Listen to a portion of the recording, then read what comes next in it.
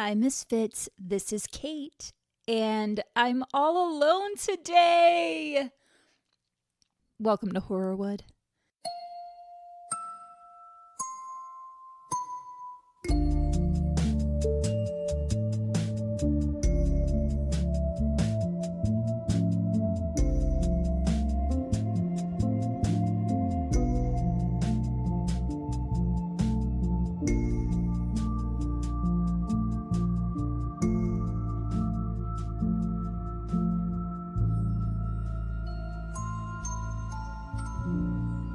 Kevin is under the weather, and that's a huge bummer, and I couldn't find anyone available to fill in at the last minute. It is currently Sunday night, March 30th. This episode comes out in about 6 hours.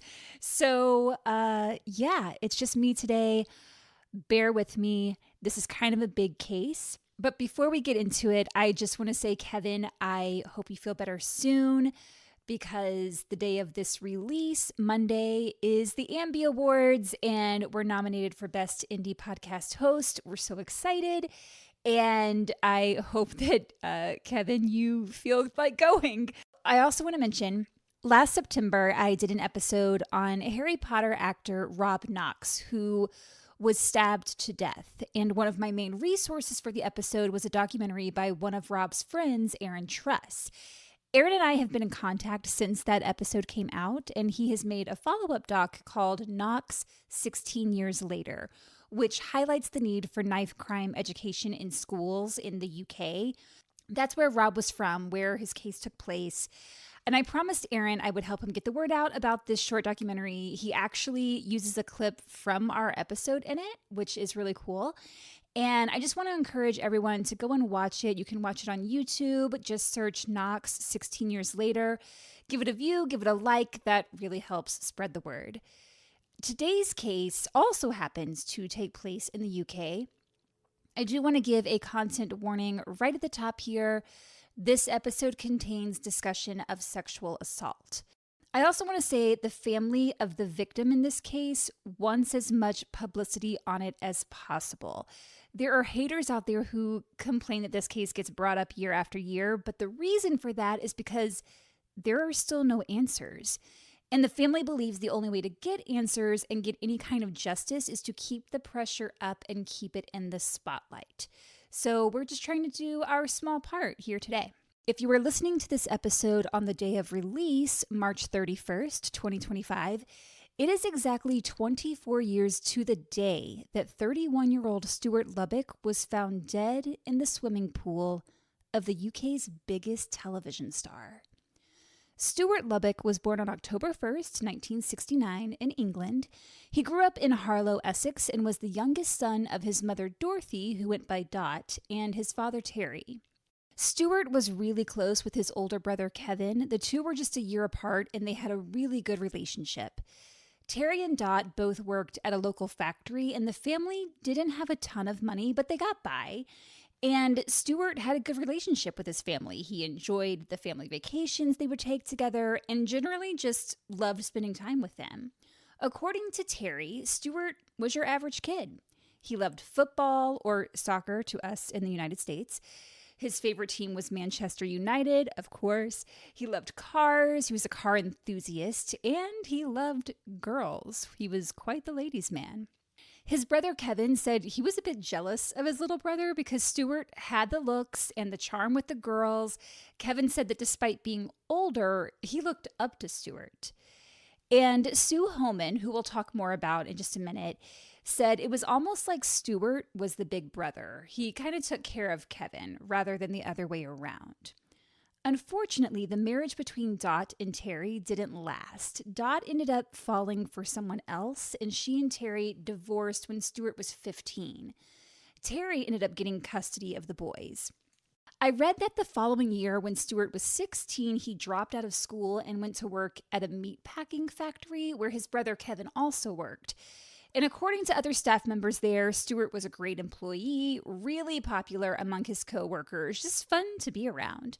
A few years later, when he was around 19 or 20, he was working in a Mr. Minute, which is a shoe repair shop.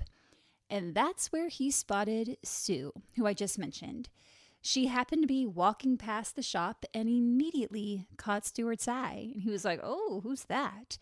So he starts chatting her up, flirting with her, laying on that charm. And it worked because the two began dating. She was only about 15 at the time, and he was about 20. So a little scandaloso. It's not great, but they were both head over heels for each other. And Stuart actually ended up moving in with Sue and her family. She was still living at home, obviously, because she's really young. And once Sue became of legal age, Stuart proposed. They married in 1993 when Sue was 19 and Stuart was 24. However, the realities of married life quickly set in for the couple, and they realized they were growing apart. They were both really young. I think they were each trying to figure themselves out, and marriage just wasn't right for either of them at the time. Sue says that Stuart was devoted to her and was heartbroken when the marriage ended, but she also says that he had a lot of attention from other females, and she thinks he had several friends with benefits. She's not saying that occurred while they were together, though, necessarily. Like, she's not saying he cheated on her, but I can only imagine if young women were constantly fawning over your husband or trying to flirt with him, it's not going to go over too well. After just 6 months of marriage, Stuart and Sue divorced, and Stuart moved back in with his dad and his brother, who was still living at the house as well. The split was amicable, though, and the two remained on good terms, which is nice. Shortly after his divorce in 1995, Stuart met a woman at work named Claire Wicks. I think he was back working at the meatpacking factory by this point, or maybe he'd never left and the shoe repair shop was a second job for a while, but at the factory, he worked his way up the ranks and eventually became a supervisor. So he meets Claire and the two start a relationship. Claire was just 17 when they began dating, and he was about 26. Again, a little scandalous, not great. Similar to his relationship with Sue, Stuart moved into Claire's family home where she lived with her mom. I do think it says something about Stuart's character that the parents of both Sue and of Claire were like, sure, guy who is a little old to be dating my daughter, move on in. He seemed to charm even the parents. And people that knew him said he was just a happy-go-lucky guy. He was a diligent worker. He was always offering to help people. And his intentions were good. I think parents saw that. Like he just wasn't a bad guy. After living with Claire's mom for a bit, Claire and Stuart decided to try living on their own, and they got their own place. And soon, they welcomed their first child together, a daughter. 2 years later, another daughter came along. Claire said those little girls were Stuart's pride and joy. When Stuart wasn't at work or at home with Claire and the kids, he liked to go out with his brother. He and Kevin went out pretty much every weekend. That was their brother time. He loved a guy's night out. Claire said Stuart loved to go clubbing, was, quote, a bubbly party goer, and liked to be the center of attention. He liked a good time. Maybe it was his weekly partying, maybe it was the stress of raising two young kids, probably a combination of both, but the cracks started to show in the relationship. Claire said they didn't have any major arguments, but they started getting into little tiffs here and there. And Stuart was drinking a lot, which Claire didn't like because she didn't want him drunk around the kids. So these spats between the two of them became more frequent. And one day, they got into some fight over a computer. I don't know the details, but Claire said they finally separated after the fight over the computer. Again, they're young. He was a little older, around 30 at this point, but she's like 21 with two kids. So that's stressful. And of course, that stress is going to build up. In November of 2000, Stuart moved back in with his dad and brother. For the next 2 or 3 months, Claire actually refused to let him see their two daughters because he was drinking a lot, she said. Stuart called Claire constantly, wanting to know how the girls were doing, asking if he could see them. And finally, he went over to their flat, and he and Claire had a very honest conversation, it seems, about what they wanted their relationship to be and how he would be involved in their daughters' lives. It sounds like he enjoyed being their dad, but wasn't ready for the responsibility. He was a little jealous of his friends who could just go and do whatever, whenever. But when you have kids, your life is going to change. You have other people depending on you. However, it sounds like Claire was willing to allow him that space. I think each of them talking it out and being honest with each other and with themselves, it opened the lines of communication. Claire was like, you go and do what you need to do, figure out your life, we'll be here, and you can be a part of the girls' lives. So he had contact with his daughters again. It just wasn't a regular everyday thing. Stuart wanted the best of both worlds. He wanted to be a dad who was involved in his kids' lives, but he also wanted his freedom and to be able to go out and have a good time whenever he wanted. He was going out every weekend, flirting with girls, having flings. He started a casual relationship with another woman he met at work named Karen, but he and Claire were also talking about getting back together during this same time. So that's what's going on in his personal life. Professionally, he was under a lot of stress because at the meat packing factory where he and his brother worked, there was an outbreak of foot and mouth disease. Foot and mouth disease is highly contagious and mainly affects animals with cloven hooves like cows or goats or pigs. And this factory was a bacon factory. So because of the outbreak, Stuart and Kevin were working fewer hours than normal, which meant smaller paychecks. Between that, trying to navigate fatherhood, and dealing with some cramping that he had in his feet, it sounds like it was a chronic pain that really bothered him. Stuart was feeling some stress and wanted to go out and let off some steam. According to Claire, on Friday, March 30th, 2001, Stuart called her and said, I'd really like to see the girls this weekend. And she was like, all right, how about tomorrow? He's like, great, yeah, that works. So they made arrangements to meet up on Saturday. Friday evening, sometime after that phone call, he and Kevin made plans with another friend, Michael Crook, to go out to the Millennium nightclub in Harlow, Essex. This was a familiar stomping ground in the town where they lived. They were regulars at this nightclub. But this was far from a regular night at the club, because on this night, there was a celebrity there. And Millennium was not a place that celebrities would frequent, so this was a big deal. Word quickly spread that one of the UK's biggest television stars, Michael Barrymore, had just been spotted in the bathroom. Michael Barrymore, whose real name is Michael Parker, was born on May 4th, 1952. He's the youngest of three. He has an older brother and an older sister, and they lived in Bermondsey, England, in southeast London, in public housing. He didn't grow up with much money. Barrymore's dad is described as a drunken bully, and it sounds like alcohol addiction was a problem within his family. Sadly, when Barrymore was just 11 years old, his dad walked out on them, leaving Margaret, Barrymore's mom, to raise the kids. Margaret was a devout Roman Catholic, so this was a very religious household and not a very happy one where Barrymore was concerned. He didn't feel like his mother loved him. Their relationship was difficult at best, so his outlet became television. He would watch TV constantly, and he loved the comedians and that type of light entertainment and began thinking, hey, maybe this is something I could do. When he was 15 years old, he dropped out of school and got a job at a Butlins, which is difficult to say with a straight face. Butlins is a chain of vacation resorts in the UK.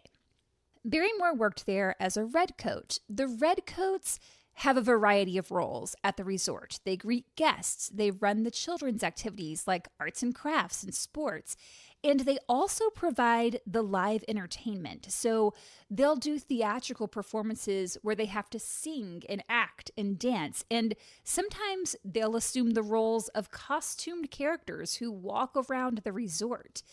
It reminds me a little bit of Disney World, but on a smaller scale. But rather than have different people for the different areas of the park, the redcoats are the park. They do everything.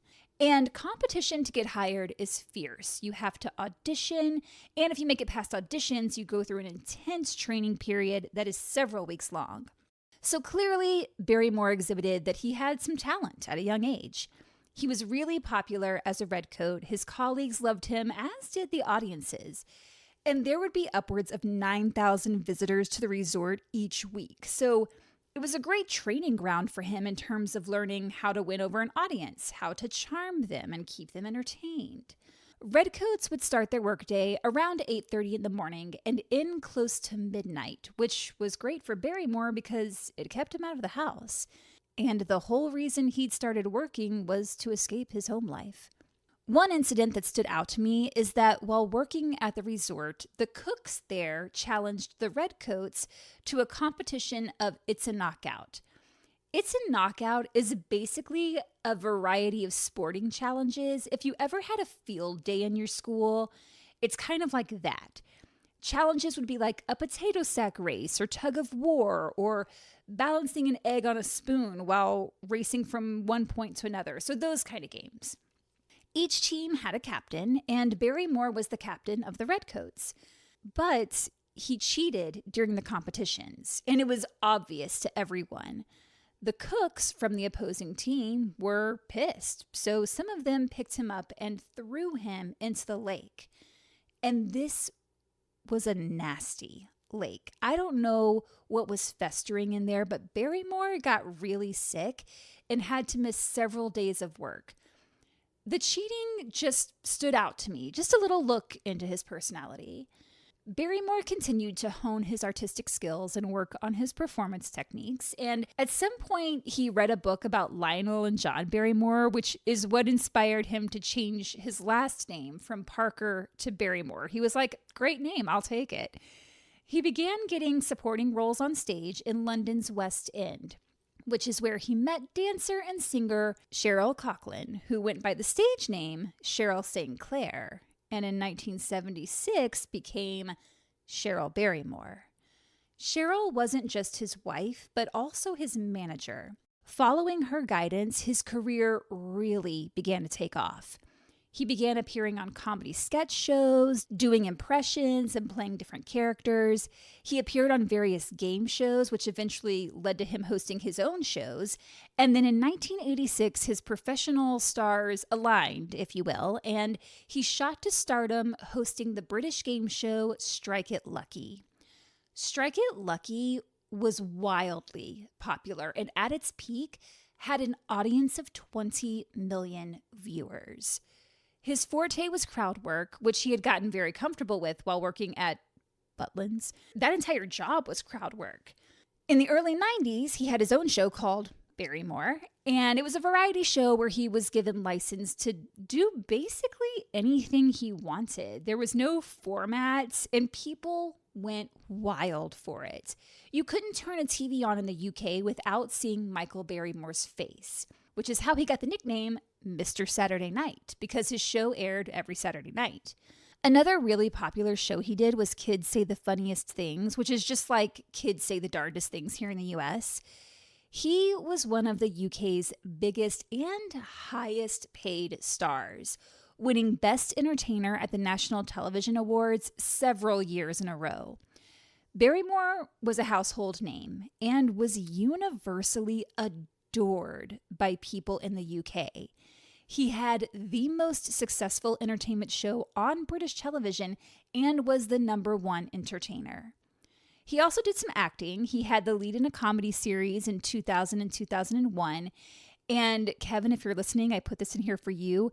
He's in Spice World. He plays Mr. Step. Let me know if you know who that is. I was trying to think who the equivalent would be here in the US. Maybe Ryan Seacrest in terms of all the hosting gigs, but combine him with Will Ferrell's character work and physical comedy and Jerry Seinfeld's crowd work. I feel like it takes a combination of people here to encompass what Barrymore achieved single-handedly.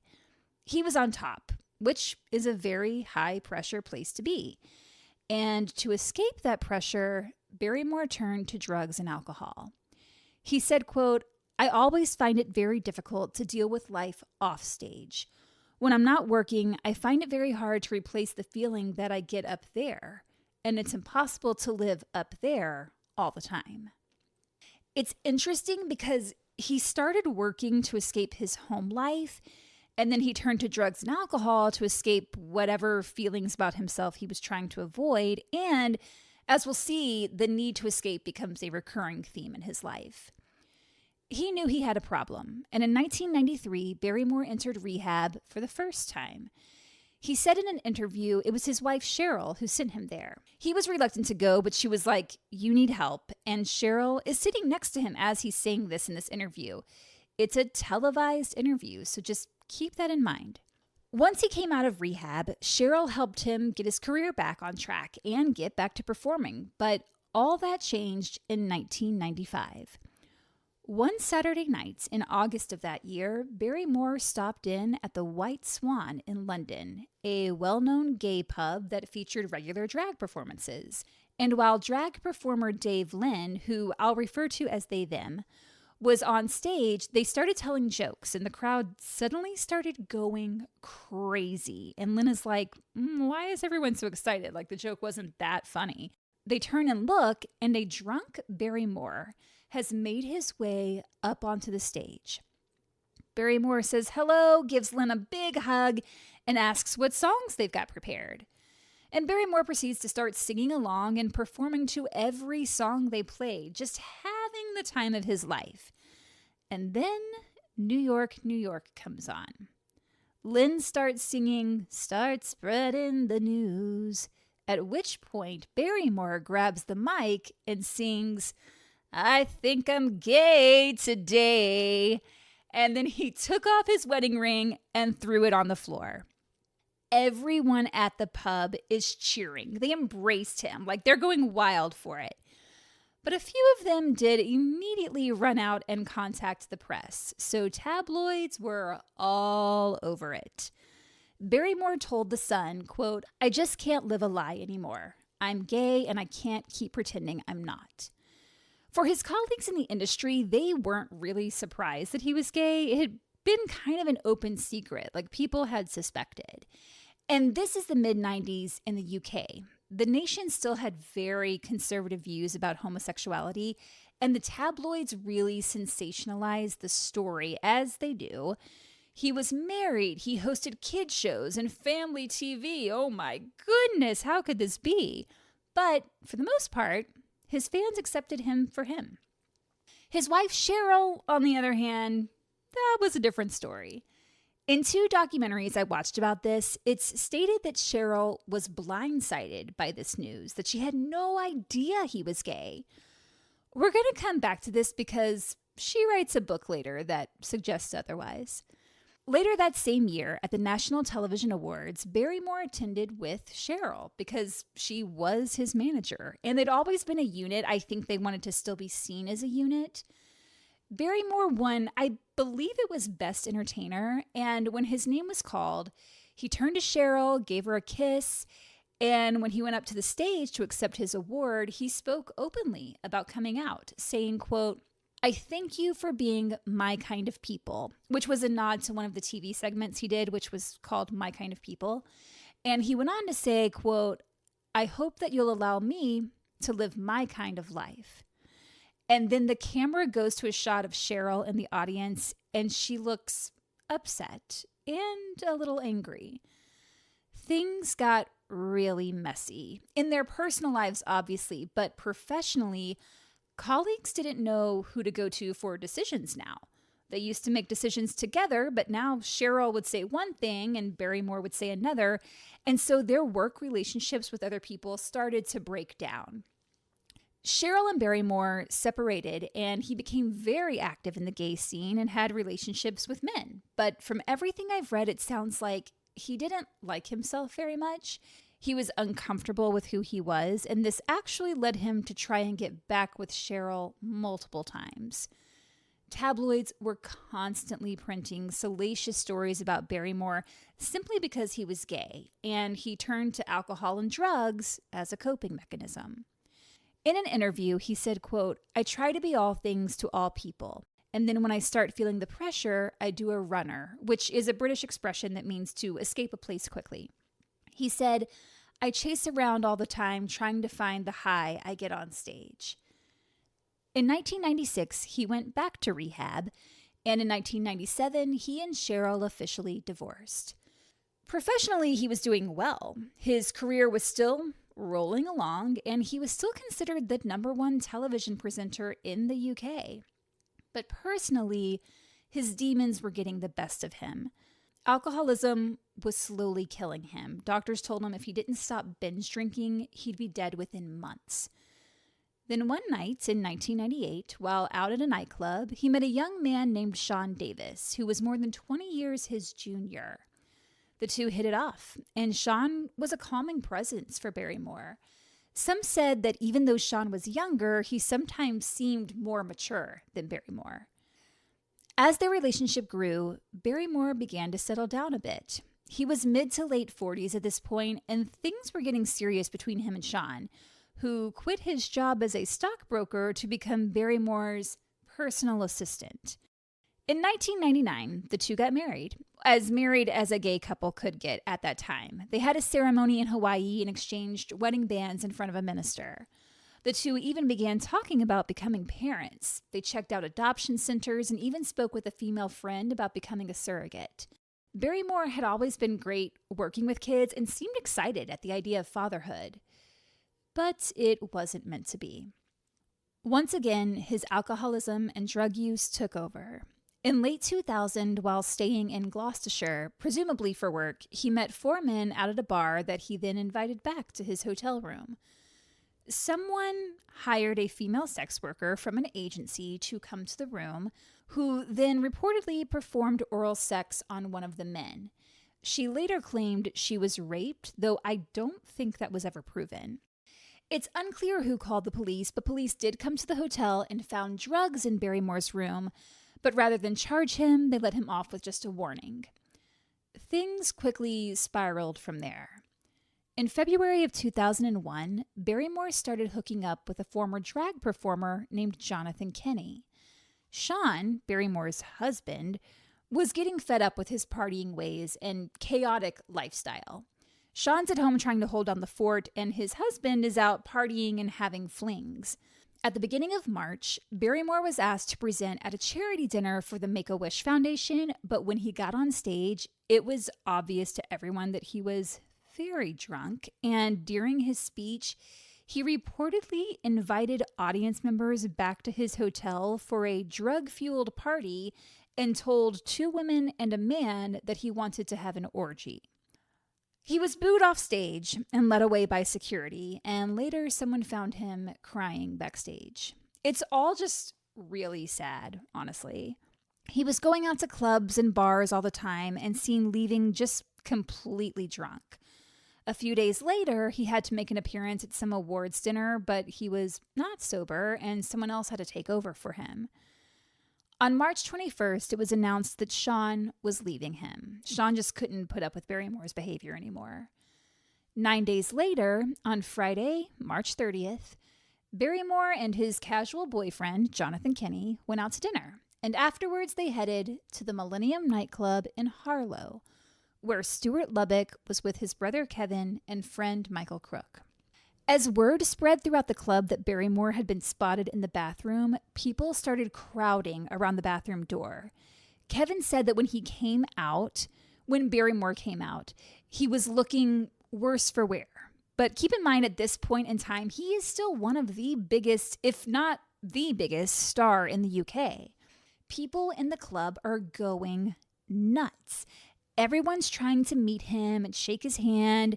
Kevin actually did manage to shake his hand. Kevin said he didn't see Stuart talking to Barrymore, but their friend Michael Crook said he saw Barrymore chat with Stuart for a pretty decent amount of time. Kevin noticed a girl approach Stuart and whisper something in Stuart's ear, and Stuart replied something like, "Oh, all right," and he follows her. Kevin lost sight of Stuart after that, and after a while of not being able to find him, he figured Stuart probably left with the girl, which wouldn't have been unusual for him. Kevin ended up leaving the club and going home and going to bed. The girl was Kylie Merritt, who was about 18 years old at the time.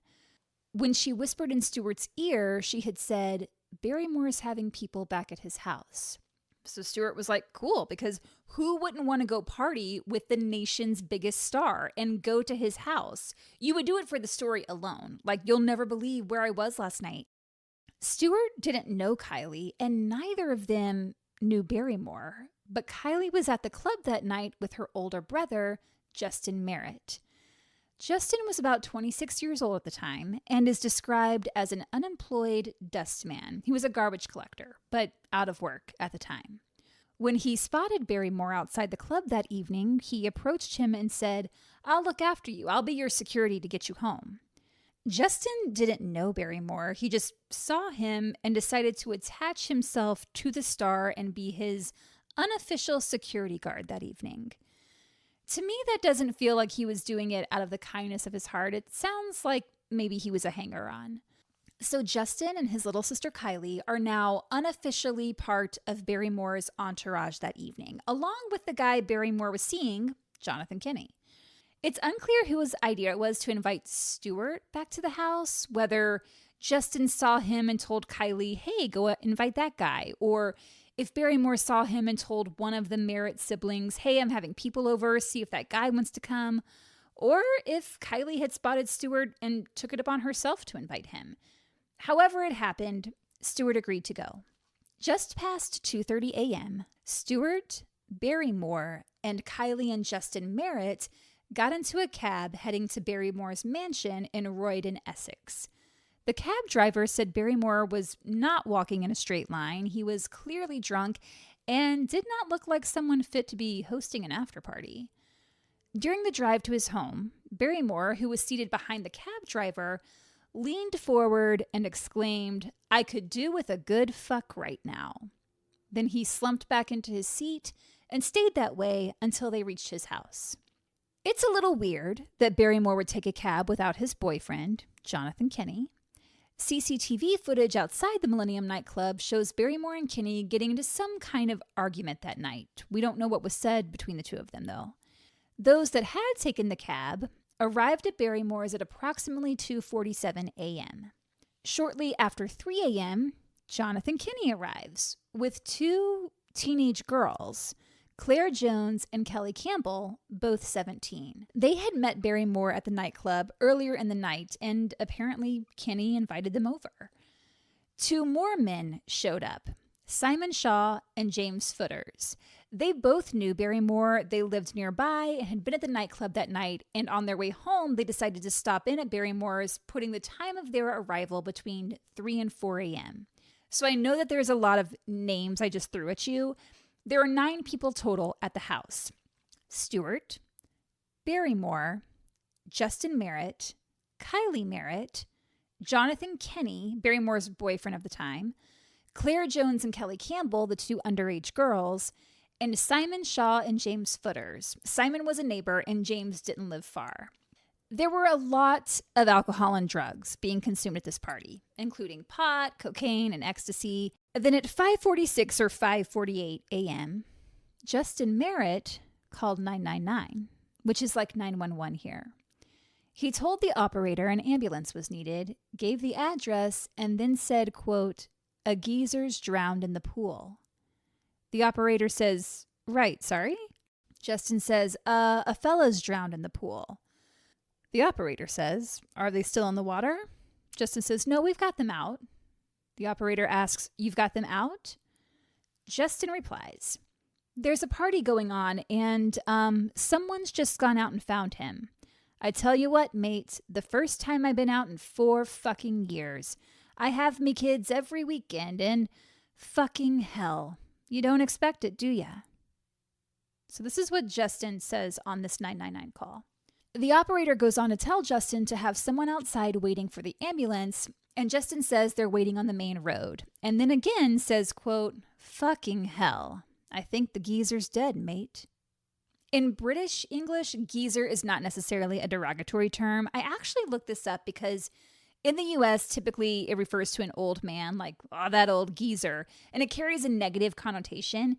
In the UK, from what I understand, it's just a general term for a man, regardless of age, and doesn't imply anything negative. The man Justin is referring to is, of course, 31-year-old Stuart Lubbock. How he got into the pool, who discovered him, and just what exactly happened to him that night remains unclear. Here's what the partygoers say. Jonathan Kinney, Barrymore's boyfriend, said he had been in the hot tub with Justin Merritt. The hot tub is right next to the pool. He said at that time he saw Stuart splashing around in the pool. It was March. I looked up the weather in Essex for the early morning hours of March 31st, and it was 47 degrees Fahrenheit. The pool had not been used yet that year and was not heated that evening. Could the party atmosphere have caused Stuart to throw all caution to the wind and jump into a freezing cold pool? It's possible, I guess. Justin Merritt said he was with Jonathan Kinney in the hot tub and saw Stuart, quote, ducking under the water and diving about, having a good time. Justin said he and Jonathan got out of the hot tub and went to the master bedroom or primary bedroom at 3:30 a.m., where they talked for 20 minutes. Justin said at that point, Barrymore came in to change his shorts. Barrymore leaves the room, and then 5 minutes later, according to Justin, Barrymore came back into the room to say he'd seen a body in the pool. So this would be about 4 a.m. Barrymore initially said he alone had discovered Stuart's body floating in the pool. However, this is disputed by James and Simon. James Footers, one of the last to arrive at the party, said he and Simon Shaw, the neighbor, were in one of the bedrooms talking with Barrymore when they all decided to go for a swim. This is presumably when Barrymore went into the primary bedroom to change his shorts. Both James and Simon have said that when they walked out to the pool, they noticed something at the bottom, so not floating. Simon said, quote, "The water was calm and was not bubbling on the surface. The person in there was motionless, and then I heard James say, 'Simon, jump in.' Simon then took off his shoes and trousers before getting into the pool. He said, quote, 'I dived and grabbed hold of the person. He slipped through my hold, and I swam back up to take more air and dived again. I grabbed hold of the person and pulled him up, and someone grabbed me.' Simon said he initially had trouble grabbing Stuart because he was too heavy, but that he did get him up to the surface. He said, quote, 'Someone whom I don't know helped me get Mr. Lubbock to the side of the pool.' During the time Simon was trying to pull Stuart out is when Barrymore said he went to get his boyfriend, Jonathan Kinney, because he knew Kinney was trained in CPR. To me, Simon and James give the most truthful account of what happened. Their story doesn't change. They'd gone out to the pool, saw Stuart's body at the bottom. Simon jumped in, pulled Stuart out, and someone helped him get him to the side of the pool. Everyone else, with the exception of the two underage girls, their statements are iffy, which we'll get into. Simon noticed some type of liquid ooze from Stuart's mouth and assumed, oh, he's getting sick. He's alive. He'll be all right. Side note, a dead body will release fluids as muscles relax. Simon was freaked out and decided to leave the scene and go home. And James and Barrymore went with him. Not a great move, but before he left, Barrymore rummaged through some drawers, grabbing personal items. This was witnessed by Claire, one of the underage girls. As Barrymore was leaving the premises, he spotted Claire and her friend Kelly and said, quote, "Just get out of here." And they started to, but thought better of it and thought we should maybe make sure things are okay. It's probably not a good idea to just leave the scene. So Claire and Kelly turned around and went back. When they did, Jonathan Kinney said to them, "Barrymore was never here, okay?" Neighbors reported hearing screams from Barrymore's residence around 5 a.m. The call to the police didn't happen until 5:46 a.m. In Jonathan Kinney's first statement to police, he told them Barrymore hadn't been there all night. He said he heard a female voice shout that someone was floating in the pool, and he ran out and found Stuart floating face down. He said he pulled Stuart out with the help of Kylie and began administering first aid. However, after police got statements from the other guests who all said Barrymore had been there that night, they went back to Kinney 2 days later and were like, you sure Barrymore wasn't there? Do you want to think about that again? So in his second statement, Kinney said that yes, Barrymore had in fact been there, and he only lied to protect Barrymore from the media.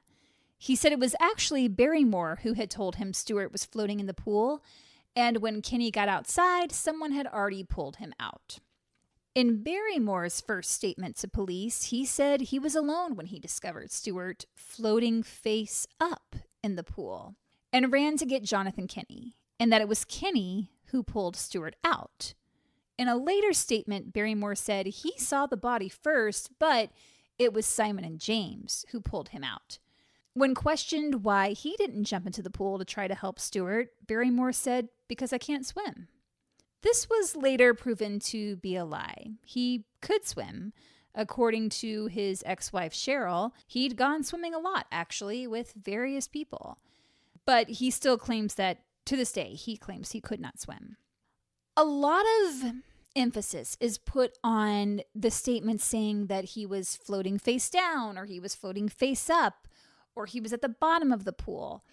Whether Stuart drowned or was put into the pool after death, he would be at the bottom. I'm not sure why they use the term floating, why these partygoers use that term. Maybe it was the drugs and alcohol that has blurred their memory. Maybe they were just in such a state of shock that they used a term that wasn't quite accurate. It's a little unclear, but I do think if you saw someone floating face up in a pool, that would leave a pretty scarring memory. So I'm not sure why Barrymore says that, but Stuart was at the bottom of the pool. Justin Merritt said he heard someone say, "Someone's drowning." And when he went outside, he saw his sister Kylie performing mouth to mouth while Kinney was leaning over the body.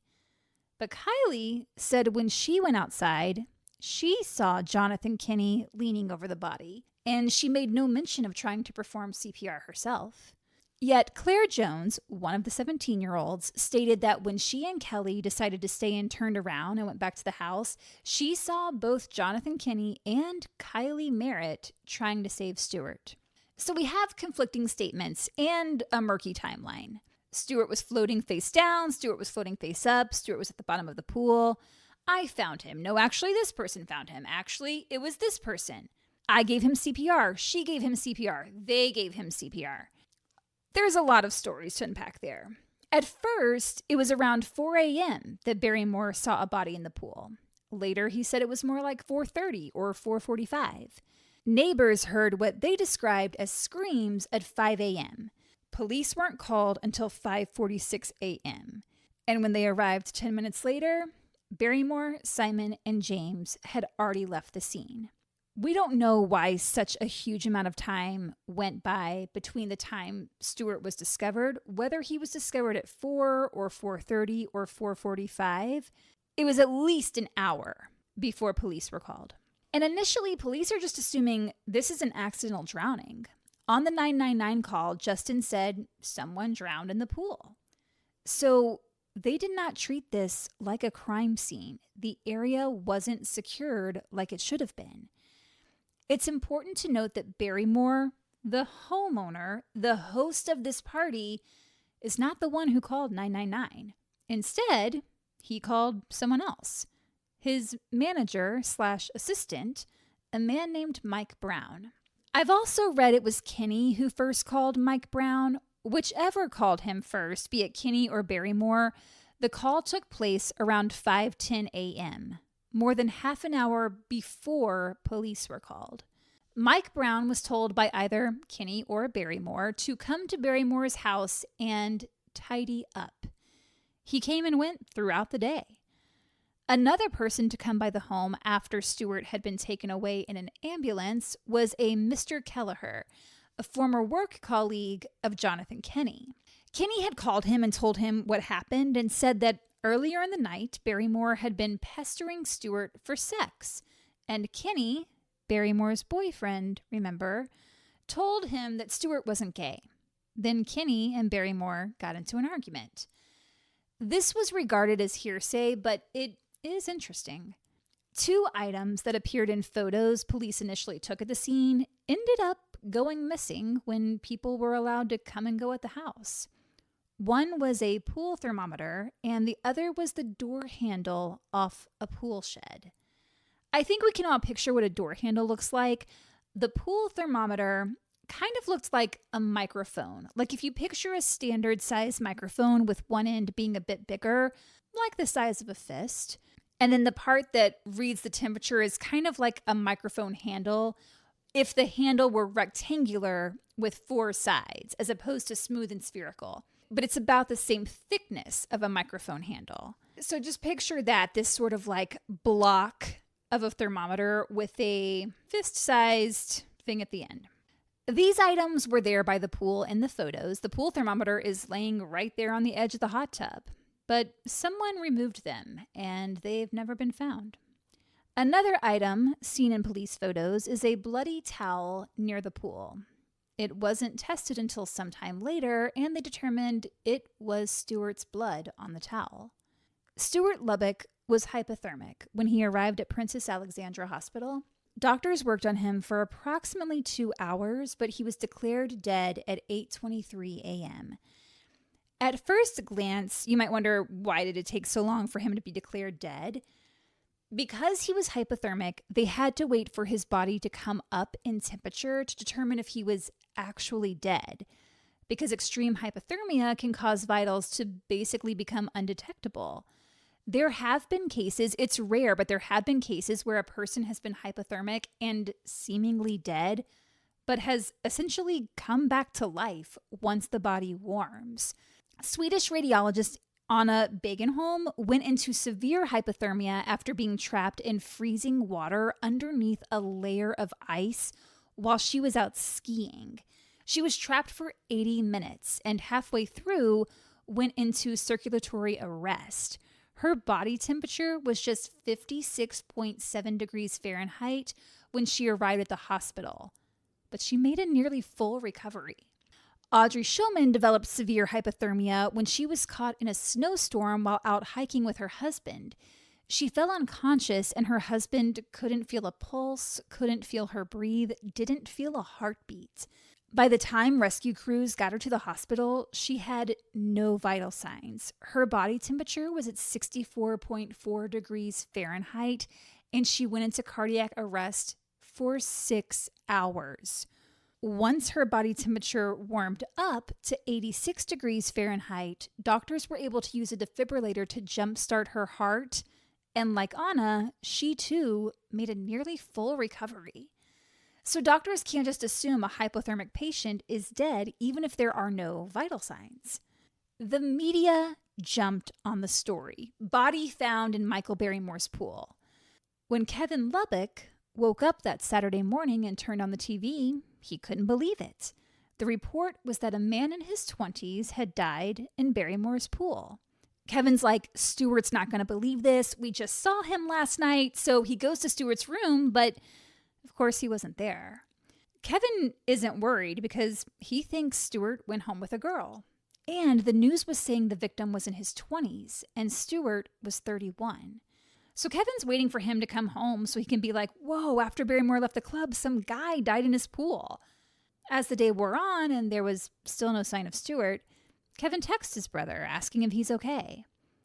Kevin said by that point, police had Stuart's phone. They showed up at the Lubbock home and delivered the news. Terry, Stuart's dad, will break your heart. We'll talk more about him in a bit. Meanwhile, Claire Wicks, Stuart's ex, keeps calling him because they had arranged for Stuart to hang out with the girls that day. But of course, he never answered the phone, and she learned from police that Stuart had died. Within hours, the now defunct tabloid News of the World contacted both Jonathan Kinney and Justin Merritt.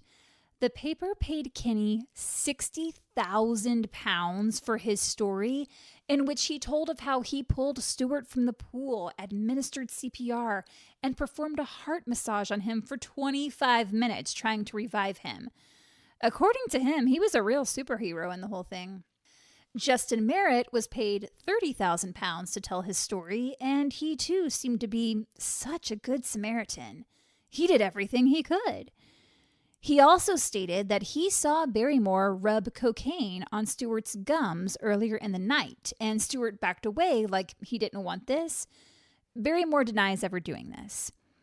Even the tabloid reporter later said, yeah, I don't think anything those guys said was anywhere close to the truth. Then Barrymore and his boyfriend, Kenny, checked themselves into a rehab facility, which really just seemed like a way to escape the media. While in rehab, Kenny drops a bomb on Barrymore and says, oh yeah, by the way, I'm HIV positive, and I knew before you and I got together.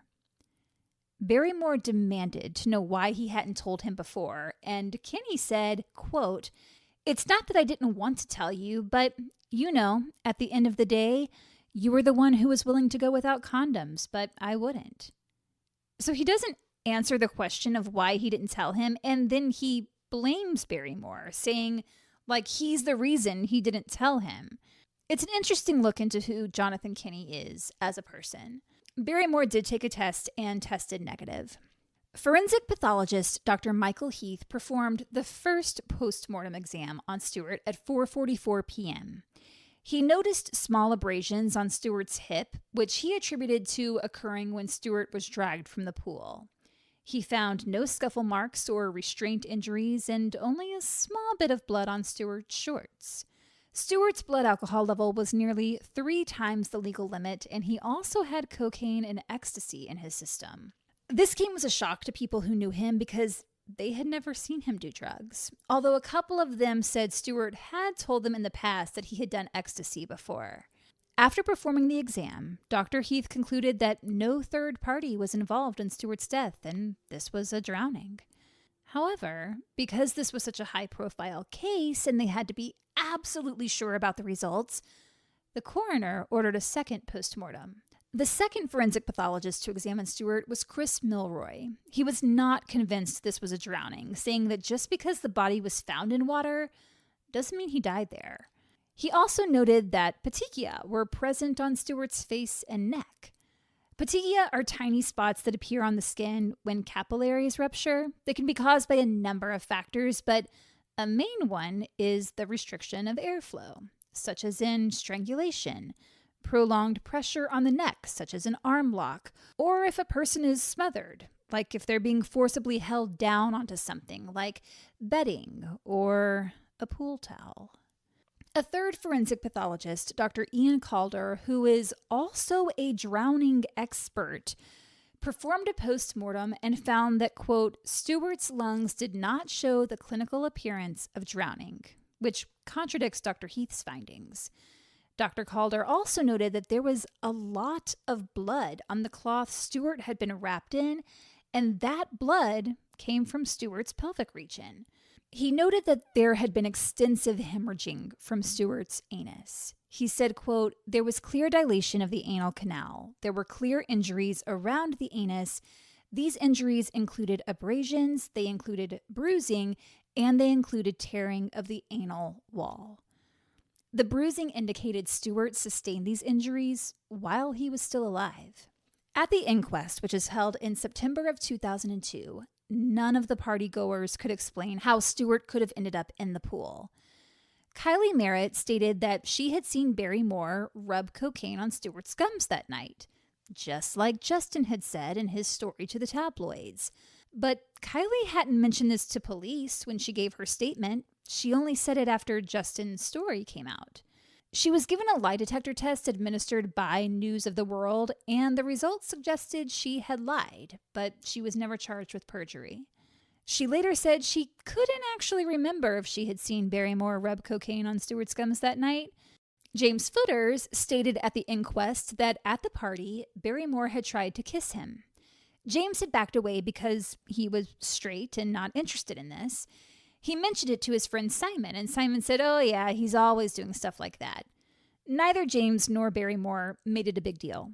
Those who examined Stuart said at the inquest that the injuries he suffered would have been excruciatingly painful and would have been caused by the insertion of a large object. Everyone was waiting to hear from Barrymore at the inquest. What did Mr. Saturday Night have to say about what went down at his house that night? But his appearance was anticlimactic because he just no-commented his way through every question.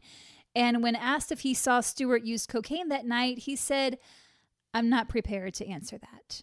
Barrymore and his legal team claimed Stewart's injuries occurred after he'd arrived at the hospital, as though the doctors just decided to defile his body while on the table.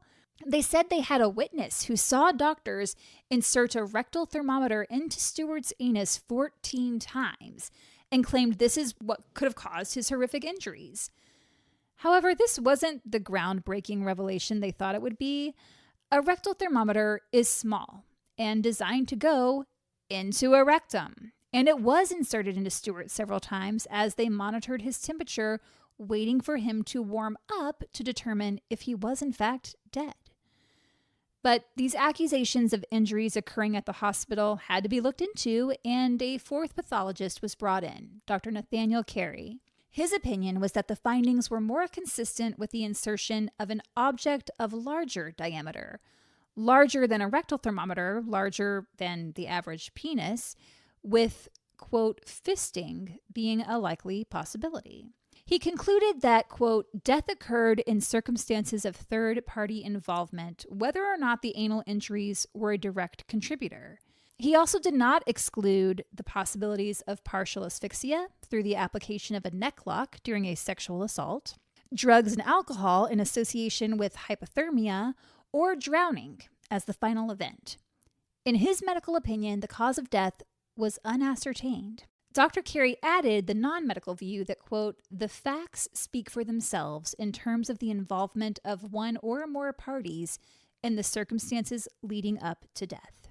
Between Dr. Heath concluding this was an accidental drowning and three other pathologists saying death could have occurred from asphyxia, from injuries sustained during a sexual assault, from the combination of drugs and alcohol, or from the hypothermia, the inquest ended in an open verdict, with the cause of death being ruled unascertainable. This was a huge blow to Stewart's family because it meant no one would be held accountable for his death.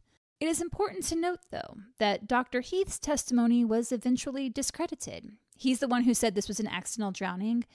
Turns out he bungled several postmortems, and in 2009, following an investigation, the General Medical Council found him guilty of serious misconduct. Justin Merritt, Jonathan Kinney, and Barrymore had all been arrested on suspicion of murder shortly after Stewart's death, but were never charged due to lack of evidence. Barrymore's career as the UK's biggest entertainer was effectively over. Barrymore escaped to New Zealand, where he reunited with his former husband, Shaun Davis, and they were together for a few years. Barrymore only returned to London to restart his career on the show's Celebrity Big Brother. He ended up coming in second. He was a contestant on Dancing on Ice, but injured his wrist and had to leave the show. He did an interview with Piers Morgan, where he stated there are witnesses to the events from that night who were hiding information, but he wasn't going to name names. He just hoped they'd come forward. This is bizarre because if he knows who has information, why wouldn't he go to the police? In 2007, Barrymore, Merritt, and Kinney were arrested again on suspicion of murder and sexual assault. Again, they were all released due to lack of evidence. In 2015, Barrymore sued Essex police for wrongful arrest, asking for £2.5 million in damages, claiming that's how much income he missed out on due to the scrutiny surrounding the case. The court awarded him £1. In 2020, a documentary titled Barrymore, The Body in the Pool aired, after which Essex police offered a £20,000 reward for information leading to a conviction. A year later, in March of 2021, police confirmed they had arrested a 50-year-old man from Cheshire in connection with the rape and murder of Stewart. He was released without being charged. The man is not named, but based on the age and location, it could only be one person. Jonathan Kinney has never made a public statement about what happened that night. However, a friend of his told a reporter, "I've been out with John before, and when John's had a drink, he does talk about what happened. He always says the same thing, which is, quote, 'We all had a really good time.'" Chilling, considering someone was raped and murdered there. Barrymore's ex-wife, Cheryl, had nothing nice to say about him and wrote a tell-all book She claimed that Barrymore was physically abusive toward her while they were married, saying once when they stayed in a hotel, he threw her against the door and started kicking and punching her. She grabbed the phone to call for help, but he ripped it out of the wall. She said luckily there were 2 assistants in the next room who heard the commotion and barged in, pulling Barrymore off her. She also claims he ripped one of her earrings out of her ears and blood was pouring down her neck. She claims police were called to her home numerous times and urged her to press charges, but she didn't. She said her own doctor begged her to leave Barrymore after seeing the bruises on her body. She claimed police placed her on an at-risk register because of all the violent incidents. I haven't found anything to corroborate this. Doesn't mean it didn't happen. Maybe those reports just aren't readily available, but I couldn't find them. She also claims that Barrymore paid his mother to keep quiet about an 18-month love affair he had with a man before he and Cheryl were married because Margaret, his mom, was threatening to sell the story to the papers. Cheryl said Barrymore hated being gay. So if all that is true, then she wasn't blindsided when he came out. She already knew he was gay. Barrymore hit back, saying it was all lies, that Cheryl was controlling, had controlled him their entire relationship, and that when his alcoholism got out of control, he wanted to get help, but she stopped him, telling him, "You're not an alcoholic, don't be stupid." But he gave that televised interview where he said Cheryl was the one who made him go to rehab. So I don't know who to believe. Barrymore is living in Spain now, apparently, and is hugely popular on TikTok with 3.5 million followers. As far as Stuart's family, they really went through it after his death. Stuart's mom, Dot, suffered from depression and went on antidepressants. She wasn't really comfortable in the spotlight, so she didn't do many interviews. Terry, Stuart's dad, became consumed with trying to find out who was responsible for his son's death. He worked tirelessly. He saved every report, every document related to Stuart's case. He confronted Michael Barrymore. He never gave up. He was very vocal throughout the years, but in 2021, he died of prostate cancer, and Dot had died sometime before that. Neither of them lived to see justice for their son. Watch any interview with Terry. This man never gave up, and my heart just aches for him. And I really feel for Stuart's brother, Kevin. He's lost his whole family. Stuart's oldest daughter, Paige, has spoken about her father's death. She told the Daily Mail last May, quote, "We've never known the truth about how my dad died and never had justice. But Barrymore doesn't care. He never has. He's never shown any interest in our family, only himself. It's cruel. I don't want to talk about him that much because it's quite sickening the way he's behaving. I was very young when my dad died and don't have any memories of him. It's not been easy growing up without a father. We would like to see the investigation reopened and for Barrymore to tell us all that he knows, but I don't think that will ever happen." This case is still open, and Essex police have admitted they made huge mistakes in their initial investigation. Valuable forensic evidence was lost because the crime scene was not secured, and they went in assuming things rather than looking at all angles. Detective Chief Inspector Stephen Jennings said in a press conference, quote, "We know not everyone at that party was responsible for what happened, but someone was. We also know that not everyone at that party may know what happened, but someone does. We want the people who do have information to come forward and talk to us. It is never too late to do the right thing." The reward has been increased to £40,000. If you have any information, you are urged to contact Crime Stoppers anonymously at 0800-555-111. I also suggest checking out the podcast. His name was Stuart Lubbock. And there is a Twitter page, or an X page, I guess, called Justice for Stuart. I'm going to put all of that in the show notes if you're interested in my opinion. I don't think Barrymore had anything to do with the assault and murder. Did he handle things well? No, not even close. I do think there were multiple people involved, And I think there are two men who have admitted they were the last ones to see Stuart alive. And I think one of them was maybe a little upset that his boyfriend was flirting with Stuart and took a cab home with Stuart and not him. And the sister of one of those men, I think she knows something. Just my opinion. You can leave your own comments on Instagram, Facebook, YouTube, or Spotify at Horrorwood Podcast. Or you can send us an email at horrorwoodpodcast@gmail.com. And if you're feeling generous and want to give us a little financial support, you can do so at patreon.com/horrorwoodpodcast. Kevin usually says all those things, and it took me a second. I had to think about what our handles were. The pic I'm going to use on social media is of Stuart when he's a little bit younger. There just wasn't a good picture I could find of him at 31 years old. So just know that he looks quite a bit younger than what he did at the time of his death. I do hope this family sees justice. This is the 24th anniversary of Stuart's murder. Detective Stephen Jennings does say he believes that multiple people were probably involved. One person was likely restraining Stuart while the other was assaulting him.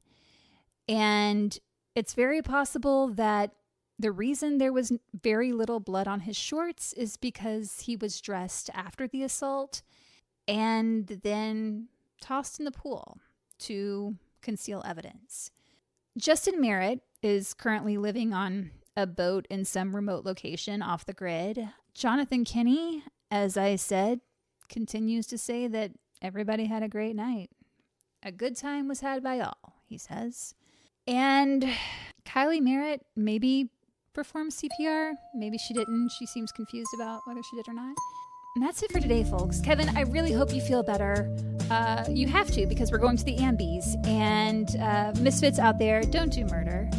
Number one rule of life. We say it all the time. Enjoy the week, and we'll be back with something else next week. Bye. Also, thanks for putting up with just my voice. This is hard. I like talking to a buddy.